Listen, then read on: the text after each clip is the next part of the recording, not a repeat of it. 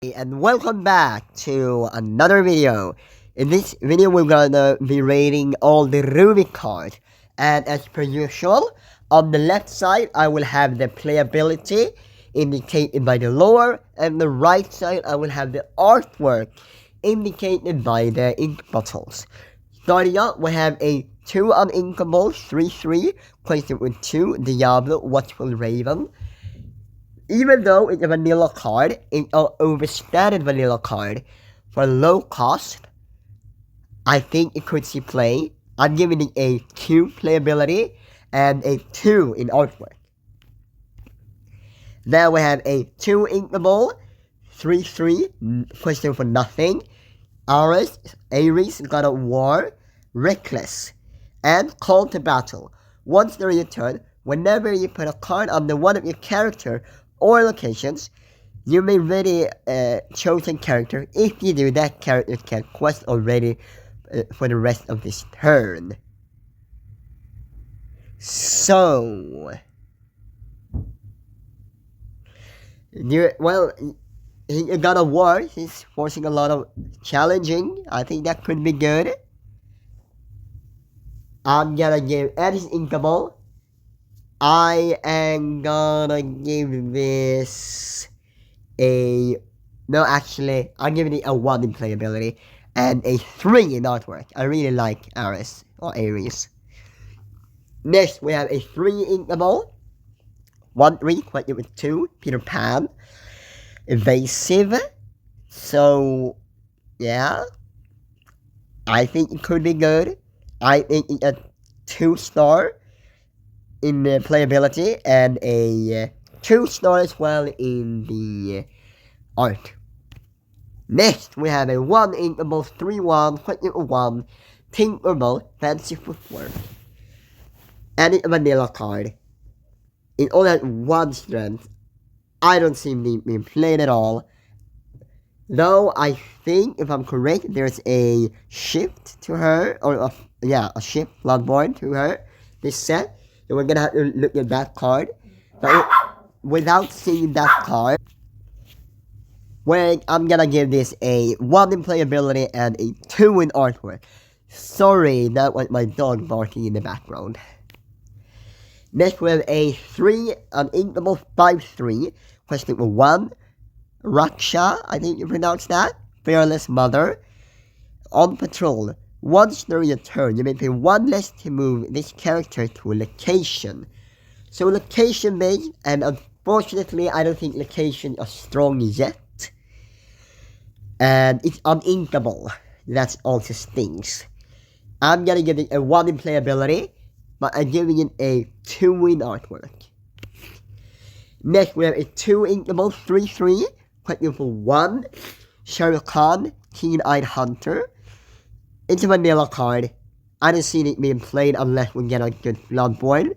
I think we do get it, so it might be played because of the Bloodborne. But I'm gonna give it a 1 in playability. I'm only giving it a 4 in artwork.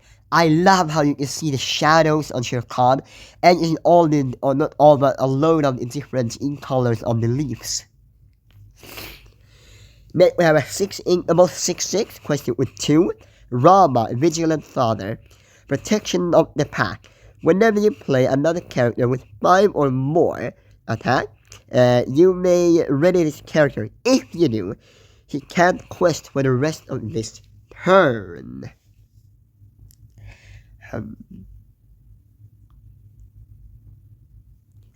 It was hard. Let's see. Well, I think I'm gonna give it a 2 in playability. It's a bit expensive, but it could work. And I'm giving a 3 in art. Then we have a 1 ink 2/1, question for 1, Mother Gothel, Underhanded Schemer. Oh, and somebody got used to it. If a character was bad this turn, this character gets +2 attack. I don't see it being useful. It has way too little strength to be viable. The art though, I love the sharp edges of that ruby-like magic or something that Mother Gothel has. Absolutely love it. And I love the grim look on her. I'm giving this a strong 4 in artwork. Next, we have a 4 inkable, 6-1, Katrina Van Tassel, Rosy Cheek Lass. It's a vanilla card, it's an expensive vanilla card. 1 in playability and 2 in artwork. 3 inkable, 3-1, Hermes, Harry Messenger, Rush. If I'm not mistaken now, the second Rush inkable character we have in the current core format. The second being the Queen of Hearts.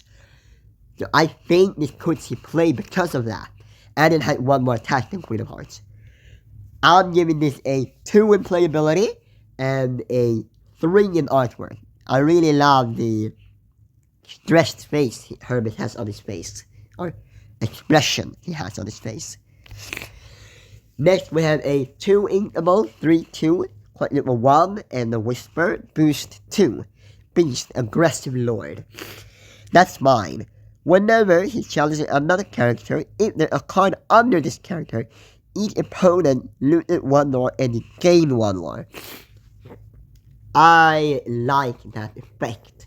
The boost I think is expensive, but as we've seen in other cards, there are ways to help these Whispers getting their boost.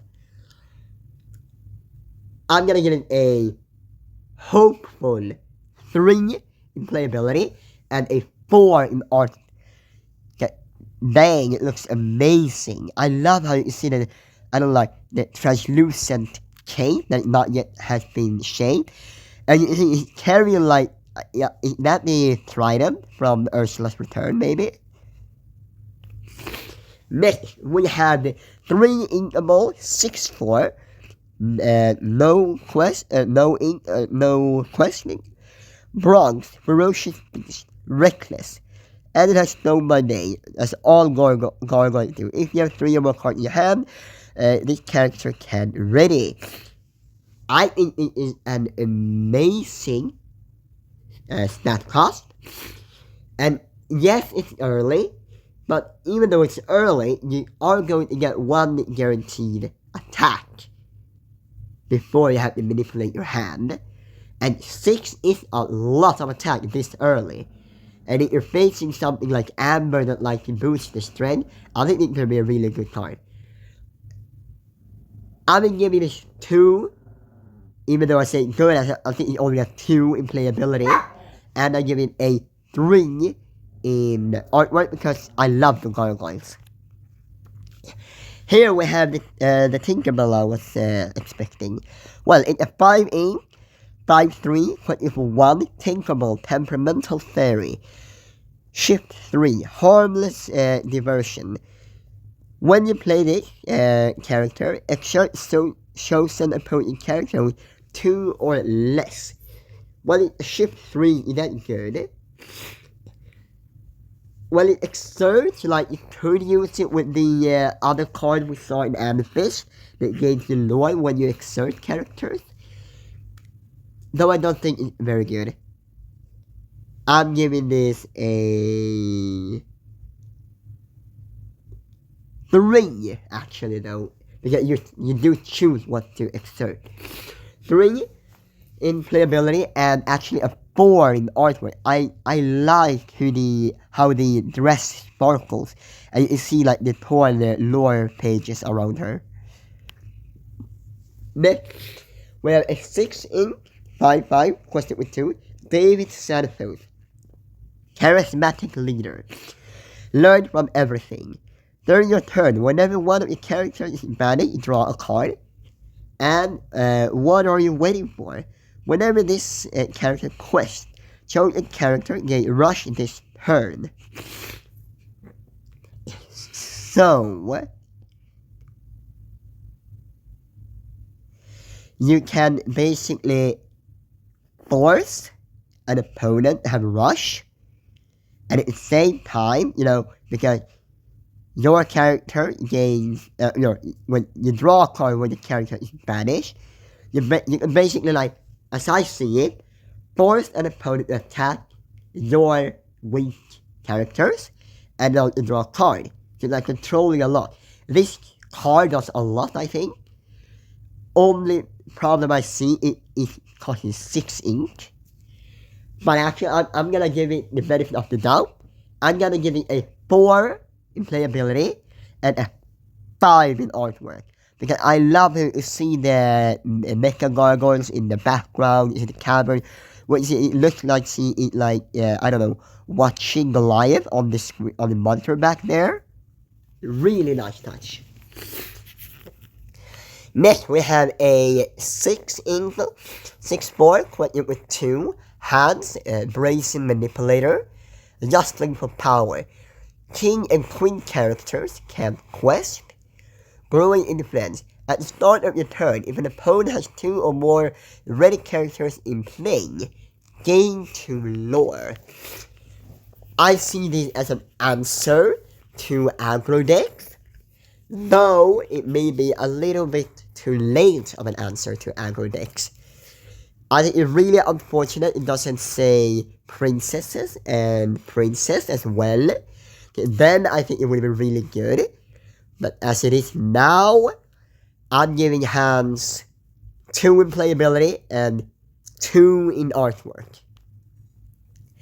Next, we have a 4 uninkable 5/3, questing with 2. Hercules, Mighty Leader, ever vigilant. This character can't deal damage unless it be challenged. Ever Valiant. While this character is exerted, your hero characters can't deal damage unless they're being challenged. They is a very interesting card. Like, you're protecting, you're like kind of giving your characters a ward effect against damage, damage-based spells, or actions. Though you're not immune to the bounce cards. And, well, I think a really obscure card, and it does not have that much strength himself. Though, as we said, yes, he does protect himself from being targeted, or not targeted, but like sniped by damage action cards. I'm giving it a 3 in playability and a 2 in artwork. Next, we have a 4 ink, 5/5, collecting for 1, Goliath, Guardian of Castle Wyvern. Be careful, all of you. Whenever one of your gargoyle character challenges another character, gain 1 more. Stone by Day. If you have 3 or more cards in your hand, this character can't ready. Again, an overstated card with a drawback. That being Stone by Day. Though it had a really nice synergy, of course, with the gargoyles.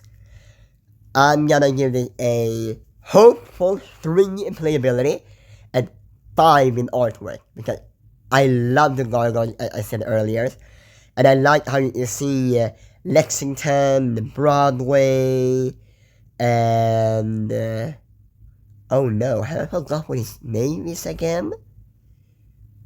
Oh no. Well, I know he has a card, we'll probably see it later on. Yeah, Brooklyn, haha. Brooklyn is also there in the back, haha. Forgot it. But where is Hudson in that art? I'm curious. Well, next up we have a 2 ink, 3/2, collecting for 1. Brooklyn, second in command. Evasive, Stone by Day. If you have 3 or more cards in your hand, you can get ready. I think this is, again, an overstated card. Honestly, I could see it have been a 3/3 instead of a 3/2. Don't think it's gonna be too useful, because it's coming out very early, and unlike Bronx, which actually could make a very valuable trade, I don't see it being able to do that. So I'm gonna give him a 2 in playability and a 4 in artwork. Next, we have a 4 uninkable 4/4, collecting for 1, Donald Duck, Ruby Champion. High energy, your Ruby character will get +1 attack. Powerful reward, your Ruby character with 7 or more attack get +1 lore. Again, I said in the other videos, I love how they are pushing for mono-colored decks, or mono-ink colored decks. Unfortunately, I think the weakest, of the champion type of cards we've seen so far. I'm gonna have to give it a 2 in playability, I think. Though, this is my favorite artwork of the champions so far. I give it a 4 in artwork. Next, we have a 3 uninkable. 4/3, but with 1 Elisa Masa, Intrepid Investigator. Special detail. When you have two or more other characters in play with 5 or more attack, this character gets +2 lore. I think this could be useful. We have already seen powerful characters with a lot of attack. For example, Bronze. And yeah, I think a 2 in playability because it is uninkable, and a 4 in art. I like how you can see Lexington and I think like Broadway in the back, and you see that the lore book she's holding is probably a torn lore book of Goliath. I really like the attention to detail there. Next, we have a 3 inkable 4/4 a Whisper, Aladdin, Barreling Through, boost 1, anytime reckless. Only the bold. While there's a card under this character, the character with reckless gain exert, gain 1 lore. So that is really interesting, I think. You know, giving your character they usually can't quest, the option 2 quest, even though there's only 1 lore, I think could be useful, and it is inkable. I think it's a really hard card to evaluate for me. I'm giving it a 2. I could be wrong with that in playability, and a 3 in artwork. Next, we have a 5 uninkable 5/4 question with 2, a Whisper, Lady Tremaine, Sinister Socialite, boost 2, Expedient Schemes. Did I read that wrong? No, I think I read it right. However, whenever this character quests, if you put a card under her this turn, you may play an action with cost 5 or less from your discard for free. Then put an action card at the bottom of your deck instead of your discard. I think this is a mediocre card. I'm giving it a 2 playability because it's uninkable, and a 3 in art. I really like. You can see from the ruby, the sharp edges you can see coming from her dress there. Then we have inkable 5 cost 4/2 question with 2, the Headless Horseman, Terror of the Sleepy Hollow, leaves no trace. When you play this character, banish shows an opponent's character with 2 or less attack. Gathering Rent. During your turn, whenever an opponent's character is banished, each of your character gets +1 attack this turn. I think it's a really interesting card. Though I don't think it is gonna be that useful. Maybe. But mostly disturbs me is the uninkable. I'm gonna give it a 2 in playability, and actually, I give that a 5 in artwork. I really like how the pumpkin covers part of the attack and strength. Next, we have a 3 inkable Milan, Standing Her Ground. 4/2 question for 1. Following Blade. During your turn, if you put a card under one of your character or locations this turn, this character takes no damage from challenges. That's really interesting. So she could be like as a support tech character or card for your boost or floodboard characters. I think this is a 2 in playability. I do really wish it had Rush. And a 2 in artwork. Next, we have a 4 ink, 5/4, 1, Broad Bones, Burly Bully, Rough and Tumble. Whenever this character challenges a character with 2 or less attack or less, each opponent loses 1 lore. Hey, that really, I feel like that a big push against aggro, I feel like, because most aggro cards had like 2 or 1 attack. And it comes out relatively early. I'm going to give it a 2 in playability and actually only a 1 in artwork. Then we have, this is the Lorcana I was talking about. A 8 inkable, 8/8, with 2, Lorcana, Fierce and Furious. Shift 5. Wild Rage. Pay 1 ink, do 1 damage to this character. Ready this character. He can quest for the rest of this turn. So the way I see it, this is other Monstro. But if you're discarding, you damage this character. And I imagine if you have another character in play, and you can maybe sing the Steel song, I'm Still Here, and give him resist. So if I am reading this correctly, you can like challenge all characters and you basically take no damage from the deal 1 because you have resist. You still have pretty ink though. I think it's a really interesting card.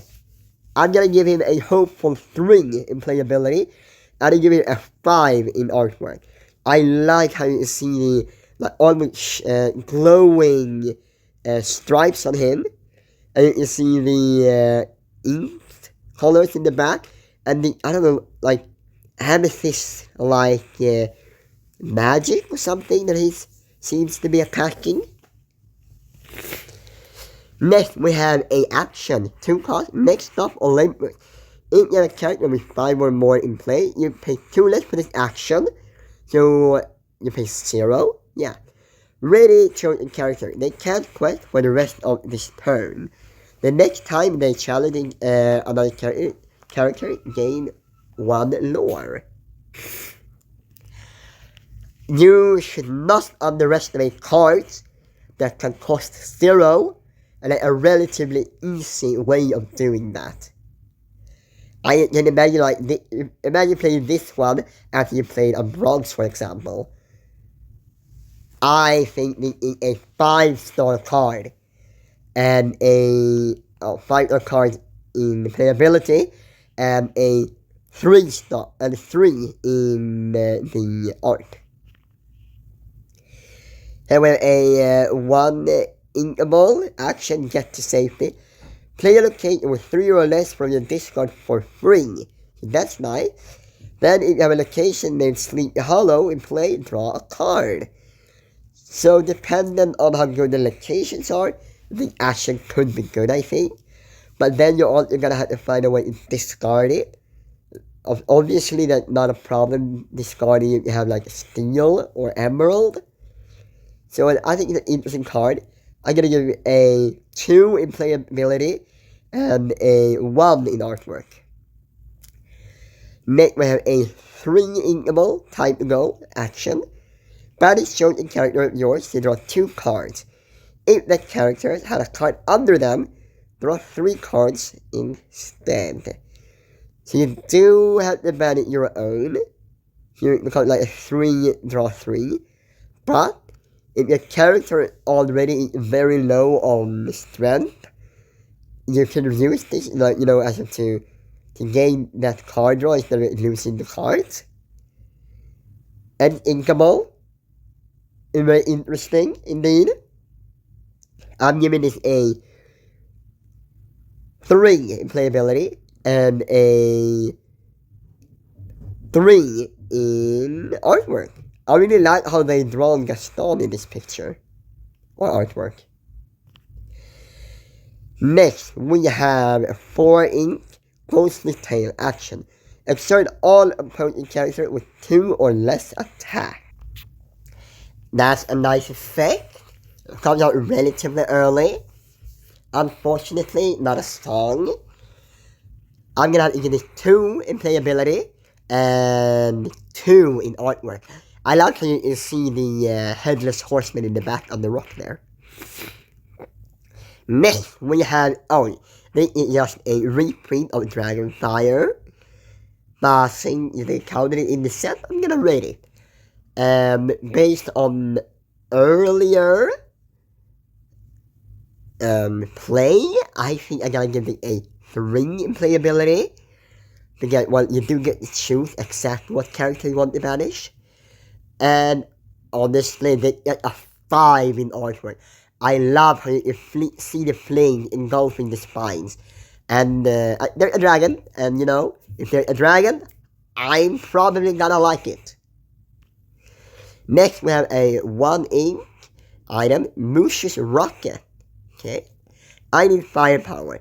When you play this item, choose a character gain rush. That's really nice. Hitch a ride. Pay 2 ink and banish this item, show a character gain rush this turn.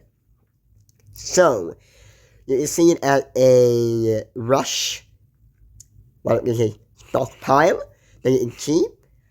And it's really nice that only put 1 in gain the right first turn, and then, like, if you're in a tricky situation, you can pay the 2 to gain rush again on another character. And it's inkable. I'm giving this a 3 in playability and a 2 in artwork. Now we have a location. 4 ink, cost 2 to move here, and 7 strength. Gather resources. Call the middle one, sorry. Then gather resources. Once during your turn, whenever you move a card with 5 or more attack here, you may draw a card, and it has 1 lore.